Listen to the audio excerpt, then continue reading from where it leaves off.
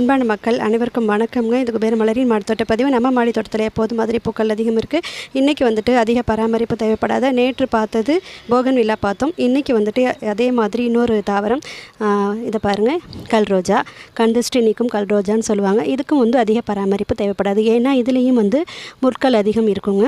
இதில் வந்து எந்த நாளும் பூக்கள் இருந்துக்கிட்டே இருக்கிறதுக்கு என்ன காரணம் அப்படின்னு பார்த்தீங்கன்னா, ஃபஸ்ட்டு ஒரு தடவை ஒரு பூ பூத்துருச்சுன்னா அது ஒரு 10 நாள் இருக்கும். அது இருக்கும்போதே இங்கே பாருங்கள், அடுத்த பூ ரெடி ஆகிடும். இப்படியே வந்து பூக்கள் வந்து வாடாமே இருக்கிறதுனாலே தான் இதில் வந்து எந்த நாளும் வந்து பூக்கள் இருந்துக்கிட்டே இருக்குதுங்க.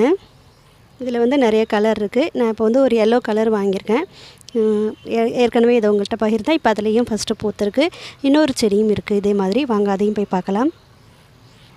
இங்கே பாருங்கள், இதுவும் கல் ரோஜா தான். இது வந்து பேபி பிங்க் கலரில் இருக்குங்க. எவ்வளோ சூப்பராக தழைஞ்சிருக்கு பாருங்கள். நிறைய பக்க கிளைகள் எடுத்திருக்கு. இன்னும் கொஞ்ச நாளில் இதுவும் பூத்துருங்க.